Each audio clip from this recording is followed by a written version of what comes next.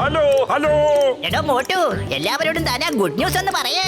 Good ന്യൂസിനേക്കാൾ വലിയ super news അല്ലേ പറയാൻ പോകുന്നേ. ഇപ്പൊ നിങ്ങൾക്ക് ഞങ്ങളുടെ ടിവിയിൽ മാത്രമല്ല ജിയോ ഹോട്ട്സ്റ്റാറിലും കാണാൻ പറ്റുമെന്നേ. ഇതിലുണ്ട് അൺലിമിറ്റഡ് ടൂൾസിന്റെ ഉത്സവം, പ്രീമിയം എന്റർടൈൻമെന്റ്, കൂടാതെ live sports. Jio Hotstar, the world of infinite possibilities.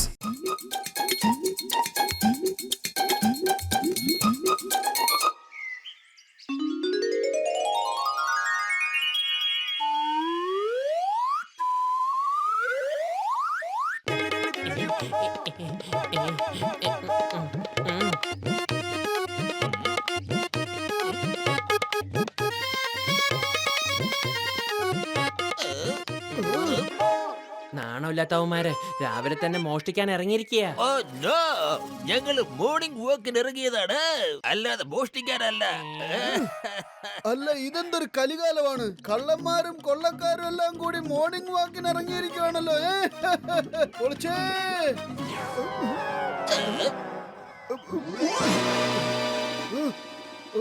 ഓ, അപ്പൊ ഇതാണോ കാര്യം? കാലി പർവ്വത ഗുഹയിൽ ഒരു നിധിയുണ്ടത്രേ. ശരിക്കുള്ള ബെല്ലടിക്കുകയാണെങ്കിൽ ആ നിധിയുടെ വാതിൽ തുറക്കുന്നതായിരിക്കും. എന്റെ മോട്ടോ, ഇതൊരു സാധാരണ പേപ്പർ അല്ല, ഇത് മാപ്പാണ്. മാപ്പ്, നിധിയിലേക്കുള്ള മാപ്പ്. എന്റെ മോട്ടോ, നമ്മളിപ്പോ കോടീശ്വരന്മാരാവാൻ പോവാ.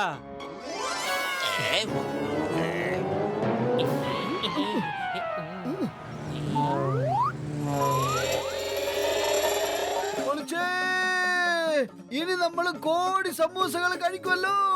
എന്റെ മോട്ടു, നീ ഇപ്പൊ സമൂസയുടെ കാര്യം വിട്ടേക്ക്. വേഗം നമുക്ക് ആ കറുത്ത മലയുടെ മുകളിലുള്ള കറുത്ത ഗുഹയിലേക്ക് പോകാം. വാ. ഈ ജോണിനിട്ട് പണിയാൻ നോക്കുക. ഇവർക്കറിയില്ല ഈ ജോൺ ആരാണെന്ന്.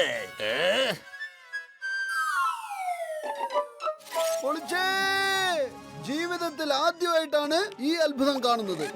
വെറുതെ ഇപ്പൊ നോക്കിക്കൊണ്ടിരിക്കണ്ട, വേഗം ചെന്ന മണി അടിക്ക്.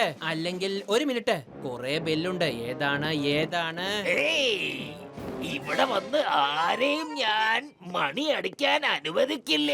അല്ല, എന്തേ അപ്പൂപ്പ, ഇതിൽ നിങ്ങൾക്ക് എന്താ ഇത്ര ബുദ്ധിമുട്ട്? ഇത് മാജിക്കൽ ബെല്ലാണ്. ഞാൻ ഇവിടെ ഉള്ളിടത്തോളം കാലം മണി അടിക്കാൻ അനുവദിക്കില്ല. അഥവാ നിങ്ങൾ അടിച്ചു കഴിഞ്ഞാൽ അപ്പൊ തന്നെ ഞാൻ നിങ്ങളെ അറസ്റ്റ് ചെയ്തിരിക്കും. എന്റെ പൊന്നു മുത്തശ്ശ, ഞങ്ങളെ അറസ്റ്റ് ചെയ്യാനായിട്ട് നിങ്ങൾ ആരാണെന്ന് പറ. The name is ചിങ്കം. ചിങ്കത്തിന്റെ അടുത്ത് രക്ഷപ്പെടുന്നത് ഇംപോസിബിൾ. ഇന്ത്യ നിയമമാണ് സത്യം. അല്ല, കൊള്ളാലോ ചിങ്കൻ സാറേ. ഇതെന്തൊരു ഗെറ്റപ്പാണ് അമ്മച്ചി. ശരിക്കൊരു അപ്പൂപ്പനെ പോലെ തന്നെയുണ്ട്. നിയമമാണ് സത്യം. എന്റെ അമ്മോ, ഇതെന്റെ ഗെറ്റപ്പൊന്നുമല്ല. എന്താ ചെയ്യാ, എന്റെ അവസ്ഥ ഇപ്പൊ ഇങ്ങനെ ആയി പോയിരിക്കുകയാണ്. ഇന്ത്യ നിയമമാണ് സത്യം. എങ്കിലും ചിങ്കം സാറെ, നിങ്ങൾക്ക് എങ്ങനെ ഇത്രയും വയസ്സായി പോയത്? അതൊരു വലിയ പറഞ്ഞാ തീരാൻ പറ്റാത്തൊരു കഥയാണ് മോട്ടു പത്ലു. നിങ്ങൾ അതൊന്ന് ചുരുക്കി പറഞ്ഞു തന്നാ മതിന്നേ. എന്റെ അമ്മോ, ഒരു ദിവസം ഞാൻ ജീപ്പ് ഓടിക്കുന്ന സമയത്ത് കാറ്റത്തൊരു പേപ്പർ വന്ന് എന്റെ മുഖത്തേക്ക് അടിച്ചു. രക്ഷിക്കണേ.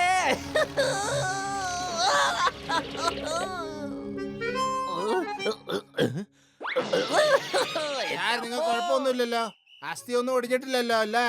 അതായത് ഞാനിപ്പോ കിടന്ന് ആലോചിക്കുകയാണ്, ഒരു പേപ്പർ എന്തൊരു കാറ്റത്ത് പറന്ന് എന്റെ മുഖത്തേക്ക് വന്ന് വീണുവെന്ന്. എനിക്കറിയണം ആരായിരിക്കും ഇതിന്റെ പിന്നിൽ. വാ സാർ, നിങ്ങളെ ടോപ്പ് ആണല്ലോ, ഹിന്ദുസ്ഥാന്റെ ഹോപ്പ് ആണല്ലോ. ഓ, അപ്പൊ ഇതാണ് കാര്യം. ഒരു കറുത്ത ഗുഹയ്ക്കകത്ത് നിധിയുണ്ടെന്ന്. അതിന്റെ വാതില് തുറക്കണമെങ്കിൽ അതിനകത്തുള്ള മാജിക്കൽ ബെൽസ് അടിക്കണമെന്ന്. എടോ, വണ്ടി വേഗം വിട്. ഞാനും വരുന്നുണ്ട്.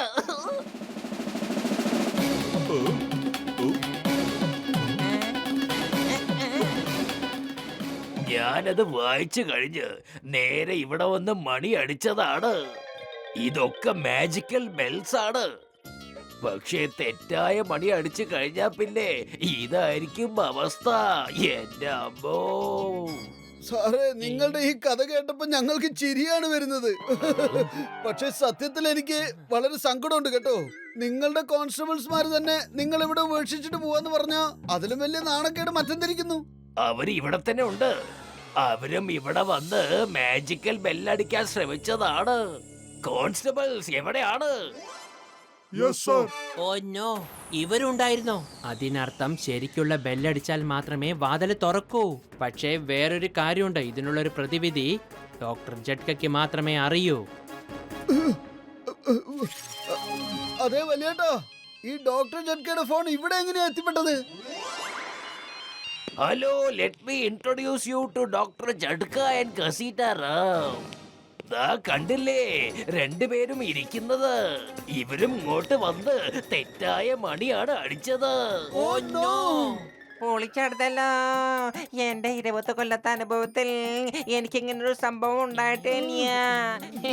എന്റെ അത്തിപ്പാറ അമ്മച്ചിയെ, രോഗികളാണ് സത്യം. ഇനി ഒരിക്കലും നിധി അന്വേഷിക്കാൻ ഞാൻ വരില്ല ചങ്ക്. ഈ ജോൺ ആയിരിക്കും ഡോൺ, ജോൺ തന്നെ ആയിരിക്കും ഡോൺ. ഇനിയിപ്പൊ ചിങ്കം സാറിന് റിട്ടേൺ ചെയ്യേണ്ടി വരും. അപ്പൊ പിന്നെ നിധി എന്റേതാകും, ഈ ജോണിന്റെ. അതെ ജോണേട്ടാ, ഇവിടെ നിധിയുണ്ട്. നിങ്ങൾ 3 പേരും ഇങ്ങോട്ട് വരൂ. എന്നിട്ട് ഓരോ മണി വെച്ച് അടിക്കൂ. ആരുടെയെങ്കിലും ഒരാളുടെ ശരിയായാലോ? മണി നീ അടിച്ചാ മതി, എനിക്കിട്ട് അടിക്കണ്ട കേട്ടോ. എന്നെ കൊണ്ട് മണി അടിപ്പിക്കാൻ നീ ആയിട്ടില്ല പോട്ടോ. ചെല്ല് ചെല്ല്, ചെന്ന് മണി അടിക്കാം, അല്ലെങ്കിൽ ഞാൻ വെടിവെക്കും. ഐഡിയ മോട്ടു, ഈ മണിയായിരിക്കും ശരിക്കുള്ള മണി. ദേ ഈ മാപ്പിലേക്ക് നോക്ക്. എല്ലാ മണികളും അനങ്ങിക്കൊണ്ടിരിക്കുന്നത് പോലെ ഇല്ലേ, കാറ്റിൽ ആടുന്നത് പോലെ. പക്ഷെ ഒരു മണി മാത്രം അനങ്ങാതെ നിൽക്കുന്നുണ്ട്. കാറ്റിന് അതിന് മാത്രം അനക്കാൻ കഴിയുന്നില്ല. വരൂ, നമുക്ക് 2 പേർക്കും ഒരുമിച്ച് ചേർന്ന് ആ മണി അടിക്കാൻ പറ്റുള്ളൂ. എന്തായാലും അത് നമുക്ക് 2 പേർക്കും ചേർന്ന് തന്നെ അനുഭവിക്കാം.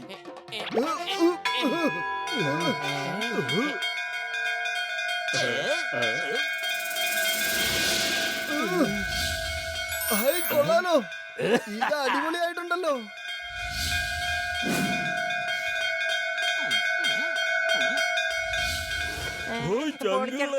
പഴയ രൂപത്തിലായി. ഓ, ബല്ലേ, ബല്ലേ. ഹോയ്, ബല്ലേ, ബല്ലേ. അഹോ. പൊളിച്ചേ!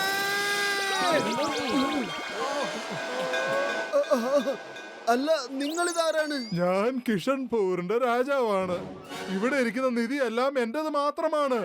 ഞാനാണ് എന്റെ നിധിയെല്ലാം ഒളിപ്പിക്കാനായിട്ട് ഈ സ്ഥലം തിരഞ്ഞെടുത്തത്. എന്നിട്ട് ഈ നിധിയെ കാത്തു സൂക്ഷിക്കാനായിട്ട് ഇവിടെ എല്ലാം മണികൾ കെട്ടിത്തൂക്കി. എന്നാന്ന് വെച്ചാ എന്താണ് വലിയേട്ടാ? പക്ഷെ ഞാൻ ഈ നിധിയുടെ വാതിൽ അടയ്ക്കുന്ന സമയത്ത് എന്തോ തെറ്റുപറ്റി ഞാൻ ഇതിനകത്ത് അങ്ങ് കുടുങ്ങിപ്പോയി. എന്നിട്ട് പിന്നെ എനിക്ക് വെളിയിലിറങ്ങാൻ സാധിച്ചില്ല. ഇതിന്റെ ഒരു പ്ലാൻ ഞാൻ തയ്യാറാക്കിയിരുന്നു. അതാണെങ്കിൽ എങ്ങോട്ടോ പറന്നുപോയി. ആ മാപ്പ് തന്നെയാണ് ഞങ്ങൾ ഇവിടെ കൊണ്ടുവന്നത്. പക്ഷേ നിധി എവിടെയാ? ഈ മണികളുടെ പുറത്ത് ഇരുന്ന് ഈ തുരങ്കത്തിനകത്തെ വഴിയിൽ കൂടെ പോയാൽ നിധിയുടെ അടുത്ത് എത്താൻ സാധിക്കും.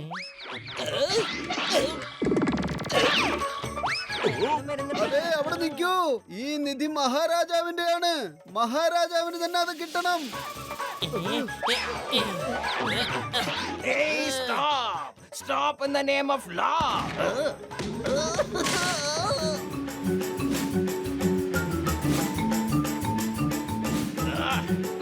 Hey!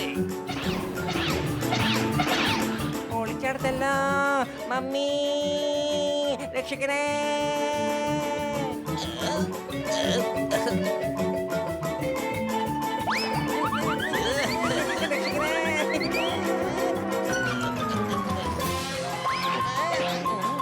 എന്റെ പത്തിലു വെറും വയറ്റിൽ എന്റെ ബുദ്ധി പ്രവർത്തിക്കില്ലെന്ന് അറിഞ്ഞൂടെ? നീ തന്നെ ആലോചിക്ക്, ഇല്ലെങ്കിൽ ജോൺ ആദ്യം അവിടെ എത്തും. ഐഡിയ.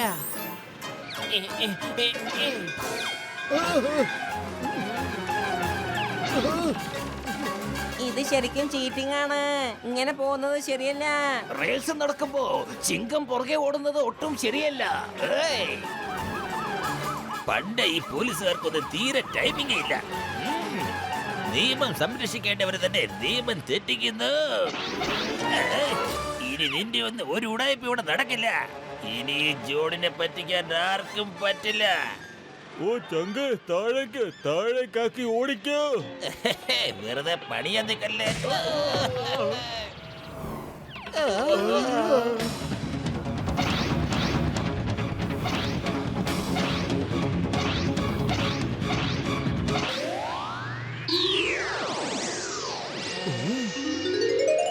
ഒറ്റയൊരുത്തനും നിധിയിൽ കൈതൊട്ട് പോകരുത്. അതെ, നിധി രാജാവിന്റെ തന്നെയാണ്. അദ്ദേഹത്തിന് തന്നെ കൊടുക്കണം. മിണ്ടാതിരിയടേ. ഈ ജോൺ ആയിരിക്കും ഡോൺ. ജോൺ തന്നെയായിരിക്കും ഡോൺ. ഈ നിധി ഞാൻ കൈക്കലാക്കും. എന്നെ തടയാൻ ആരുമില്ല. ധൈര്യം ഉണ്ടെങ്കിൽ വന്ന് തടയേ. വാടാ.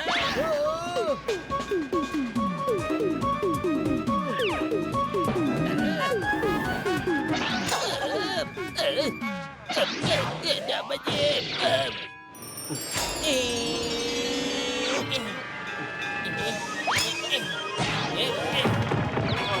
You are under arrest John. ഈ നിധി മഹാരാജാവിന് തന്നെ കിട്ടണം. ഓ ചങ്ക, എത്രയും വലിയ നിധിയാ നമ്മുടെ കയ്യിന്ന് പോയത്. നമ്മള് തവളയായി മാറിയിട്ട് കീടങ്ങൾ തിന്നു. പക്ഷെ നമുക്ക് മാത്രം നിധിയൊന്നും കിട്ടുന്നില്ല. ഇനിയിപ്പൊ നമ്മൾ എന്താ ചെയ്യാ? വെറും കൈയോടെ തിരിച്ചു പോകേണ്ടി വരുമോ? നിങ്ങൾ എല്ലാവരും എന്നെ വന്ന് അന്വേഷിച്ചതിന് വളരെ വളരെ നന്ദി. നിങ്ങൾ ആരും നിരാശരാകരുത്. നിങ്ങൾ എല്ലാവരും എന്റെ ദർബാറിൽ വരണം. നിങ്ങൾക്ക് എല്ലാവർക്കും നിങ്ങളുടെ സത്യസന്ധതയ്ക്കും നിങ്ങളുടെ ധീരതയ്ക്കും വേണ്ടി ഒരു സമ്മാനം തരുന്നതായിരിക്കും. താങ്ക് യു Thank you, മഹാരാജാവേ. അല്ല, ഞാനും കൂടി വരട്ടെ നിങ്ങളുടെ വിരുന്നിന്. നിങ്ങളുടെ സ്ഥലം ജയിലാണ്. അവിടെയാണ് നിങ്ങൾക്ക് ശരിക്കില്ല നിധി കിട്ടാൻ പോകുന്നത്. ആ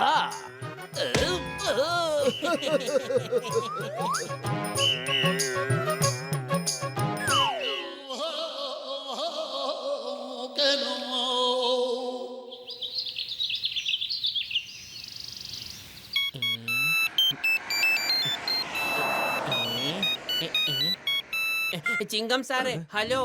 പത്ലു, മോട്ടു എവിടെയാണ്? ചിങ്കം സാറേ, മോട്ടു ഇവിടെ ഇല്ല. അവൻ വീട്ടിൽ നിന്ന് വന്നുകൊണ്ടിരിക്കുക. പത്ലു, ജോൺ ബാങ്ക് കൊള്ളയടിച്ചിപ്പോ ആ വഴിക്കാണ് വന്നുകൊണ്ടിരിക്കുന്നത്. അവനെ കണ്ട അപ്പൊ തന്നെ കൈയോടെ പിടിക്കണം. ഞാൻ അവിടെ വന്ന് അവനെ അറസ്റ്റ് ചെയ്തോളാം.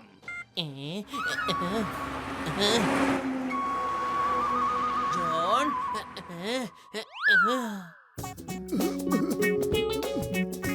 ഐഡിയ. ചായക്കാരൻ ചേട്ടാ, പെട്ടെന്ന് കുറച്ച് സമൂസ താ.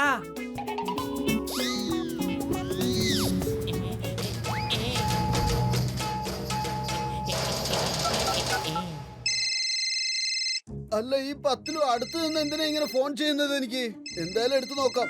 ഹലോ മോട്ടു, ദേ അങ്ങോട്ട് നോക്ക്. വേനിന്റെ മുകളിൽ സമൂസ. എന്ത്? വാനിൽ സമൂസയോ? പൊളിച്ചേ. ആ, നല്ല മണം.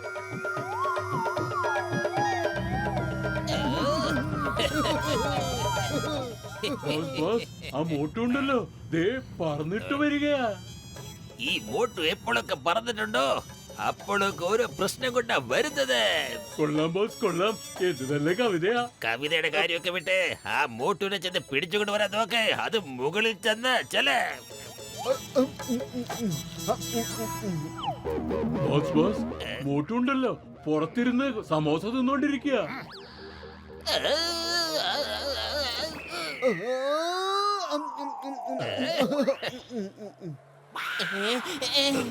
ഏയ് പത്ലു, എവിടെ പോയി കള്ളൻ ജോൺ?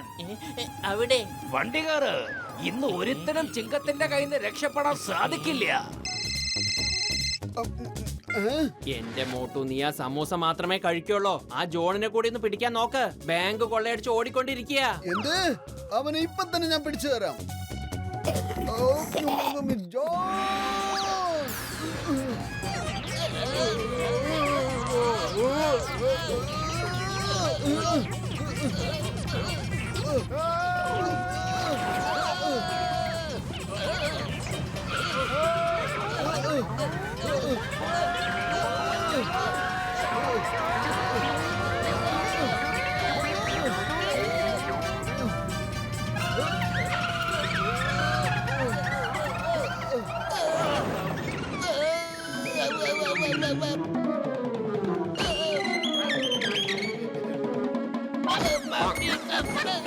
Hey, hands up!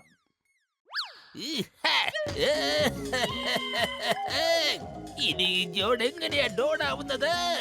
ഞാൻ ഇനി ഈ നഗരത്തിൽ നിൽക്കില്ല. ഇവിടെ നിന്നാൽ എനിക്ക് ഡോൺ ആകാൻ കഴിയില്ല.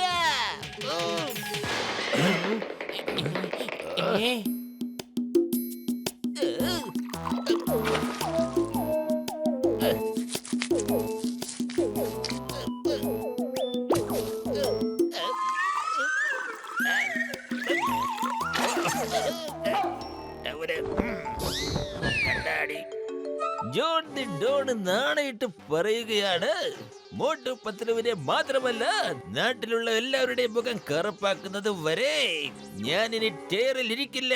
ഇത് സത്യം, സത്യം, സത്യം. കൊള്ളാം ബോസ്, കൊള്ളാം. മിണ്ടായിരടാ. എന്റെ പൈശാചിക ബുദ്ധിയിൽ ഒരു ഐഡിയ തോന്നുന്നുണ്ട്. അത് ഞാനിപ്പോ പറയാം.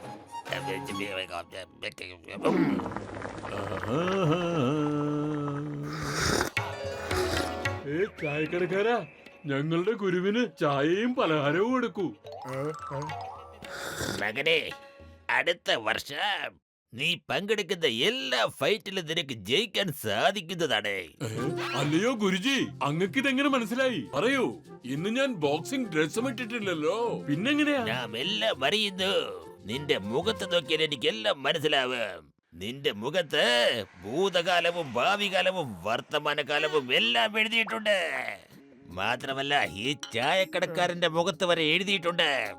ഇവിടെ 20 വർഷമായിട്ട് ഇയാൾ കട നടത്തിക്കൊണ്ടിരിക്കുകയാണ്. ആ, അതെ, അല്ലയോ ഗുരുജി, ഇവിടെ പലർക്കും ഇക്കാര്യം അറിയില്ല. ഞാൻ കഴിഞ്ഞ 20 വർഷമായി ഇവിടെ ഉണ്ടെന്ന്.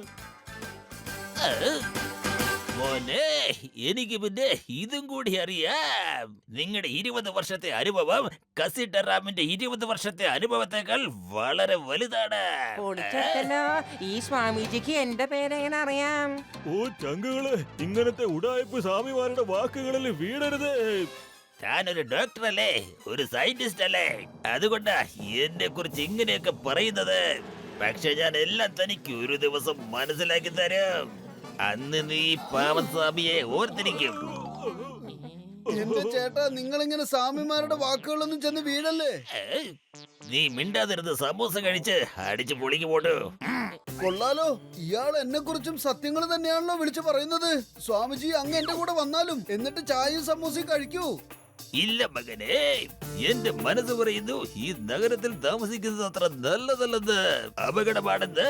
വരൂ, എത്രയും പെട്ടെന്ന് ഇവിടുന്ന് പോകുന്നതാണ് ഏറ്റവും നല്ലത്. അതെ, ഇവിടെ എന്ത് അപകടമാ നടക്കാൻ പോകുന്നേ? മകനെ, നാളെ ഇവിടെ ആകാശത്ത് നിന്ന് ചെറിയ മീറ്റർ റോഡിന്റെ കല്ല് വന്ന് വീഴുന്നതായിരിക്കും. ഇപ്പൊ മനസ്സിലാക്കിക്കോ, 2 ദിവസത്തിനകം ഫുർഫുരി നഗരത്തിൽ മീറ്റർ റോഡ് വന്ന് വീഴും. പിന്നെ ആരും ബാക്കിയുണ്ടാവില്ല.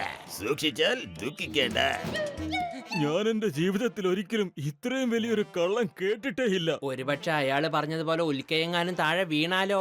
അങ്ങനെയാണെങ്കിൽ അയാൾ കള്ളസ്വാമിയല്ല, നല്ല സ്വാമി തന്നെയാണ്. നമ്മൾ ഈ ഫുർഫുറി നഗരത്തിനെ രക്ഷിക്കുവാൻ വേണ്ടി എന്ത് വേണമെങ്കിലും ചെയ്തല്ലേ പറ്റുള്ളൂ. ഒന്നും ചെയ്തിട്ട് കാര്യമില്ല. നാളെ രാവിലെ ഇവിടെ കാലിയ പെയിന്ററിന്റെ കട തുടങ്ങുന്നതായിരിക്കും. ഇനി അഥവാ ഇപ്പൊ മീറ്റർ റോഡ് വീണാൽ ഈ ഫുർഫുറി നഗരത്തിലുള്ള ഓരോരോ ആൾക്കാരും ആ കാലിയ പെയിന്ററിന്റെ അടുത്ത് ചെന്ന് അവരുടെ മുഖം കറുപ്പിച്ചിട്ട് 2 ദിവസം കറങ്ങി നടക്കണം. ഇനി അഥവാ ഒരാളെങ്കിലും തങ്ങളുടെ മുഖം കറുപ്പിക്കാൻ തയ്യാറായില്ലെങ്കിൽ പിന്നെ ഫുർഫുറി നഗരം രക്ഷപ്പെടില്ല.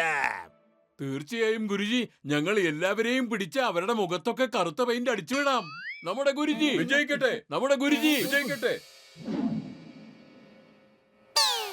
ഇതാ കഴിച്ചു. അതാ നോക്ക്, കാലിയ പെയിന്ററുടെ കടയും തുറന്നിട്ടുണ്ട്. എന്താ ചെയ്യേണ്ടതെന്ന് എനിക്കൊന്നും അറിയത്തില്ല. എന്താ നമുക്ക് ചെയ്യേണ്ടത് ഒന്ന് പറ.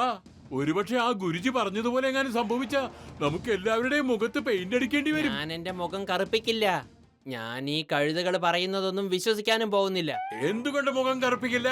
പറയൂ. ആ മീറ്റിയോർ ഒന്ന് താഴെ വീണോട്ടെ, അതിനുശേഷം നിങ്ങളുടെ കാര്യം ഞാൻ നോക്കിക്കൊള്ളാം.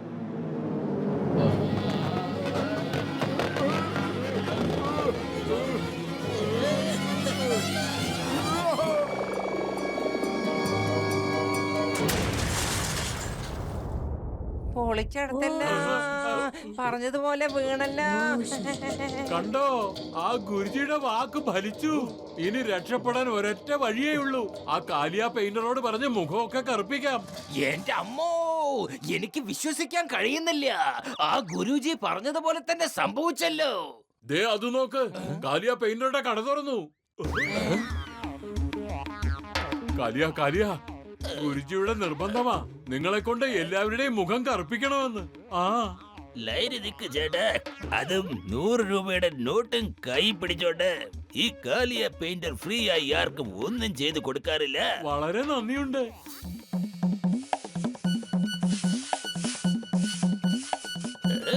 അടുത്തത് ദേ മോട്ടു പത്ലു ഒന്ന് വേഗം ആവട്ടെ. ഇല്ല, ഞങ്ങള് മുഖത്ത് കരുതേക്കാൻ സമ്മതിക്കില്ല. ദേ നിങ്ങൾ കേട്ടോ, ഇവന്മാര് മുഖം കറുപ്പിക്കില്ലാന്ന്. ഇനി ഇവര് കാരണം ഫുർഫുരി നഗരം രക്ഷപ്പെടാതെ പോകും. ഇവരെ നിർബന്ധിച്ചത് മുഖത്ത് കറുപ്പടിപ്പിക്കണം. ഏയ്, നടക്കാൻ. വാ ഇങ്ങോട്ട്. എന്റെ മോട്ടു നമ്മൾ എത്ര നേരം വെച്ച് അങ്ങനെ ഓടിക്കൊണ്ടിരിക്കുക. ഈ ഗുരുജിയെയും കാലിയ പെയിന്ററെയും കാണാൻ ഒരുപോലെ തന്നെയാ ഇരിക്കുന്നത്. സൈസും ഒന്നാണ്, ശബ്ദവും ഒന്നാണ്, പക്ഷെ രൂപം മാത്രം വ്യത്യാസമുണ്ട്. കൂടെ നിൽക്കുന്നവര് പോലും ഒരേ സൈസിലാണ് ഉള്ളത്. എനിക്ക് തോന്നുന്നത് അത് ജോൺ ആണെന്നാ. അതെ, ശരിയാണ് പത്ലു, നീ പറഞ്ഞത് ശരിയാണ്. ഇന്നലെ അവന്റെ മുഖത്ത് കരി പുരണ്ടിരുന്നു. ഒരുപക്ഷെ അതിനു വേണ്ടിയായിരിക്കും അവൻ നമ്മളോടൊക്കെ ഇങ്ങനെ പ്രതികാരം ചെയ്യുന്നത്. പ്രതികാരം ഇപ്പൊ നമ്മളാ ചെയ്യേണ്ടത്. അവൻ നമ്മളെ ഇട്ട് ഒരുപാട് ഉപദ്രവിച്ചതല്ലേ.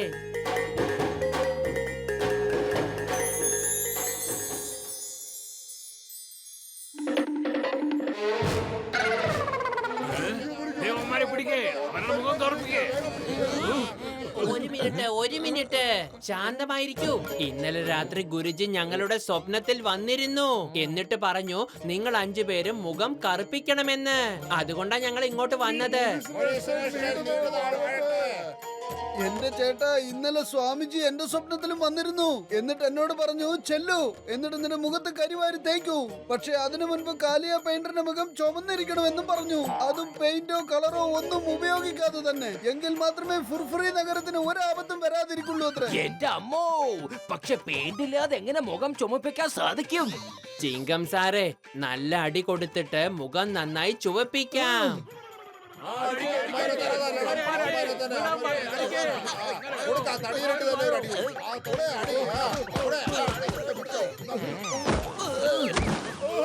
എന്റെ പൊന്നു ചേട്ടാ, മുഖം മൊത്തം ചുമന്നു. ഇനി ഞങ്ങളെ ഇടിക്കരുത്, ഇതൊരു അപേക്ഷയാണ്. ഞങ്ങളെ വെറുതെ വിടണം. ചേട്ടാ, ഞാനിപ്പോ പറഞ്ഞല്ലേ ഉള്ളൂ, ശകലം ചുമപ്പ് പോലെ നല്ലപോലെ ചുമക്കണമെന്ന്. ഇത് ശരിക്കും ചുമന്നിട്ടില്ലല്ലോ. എനിക്ക് മനസ്സിലായി, ഞാൻ ആരാണെന്ന് നിങ്ങൾക്ക് മനസ്സിലായെന്ന്. Sorry sorry. എന്റെ ജോണെ, അങ്ങനെ എല്ലാവരെയും കൊണ്ട് നിന്റെ മുഖം ചുമന്നല്ലോടോ. അത് ശരി, അപ്പൊ ഇത് ജോൺ ആയിരുന്നല്ലേ. നമ്മളെ വിഡ്ഢികളാക്കുകയായിരുന്നു. അവർക്ക് കൊടുത്തതൊന്നും ഇനിയും പോരാ. വായോ, രക്ഷിക്കടാ, പോലീസ് പോലീസ് പോലീസ്, ആരെങ്കിലും പോലീസിനെ വിളിക്കേ. സാറേ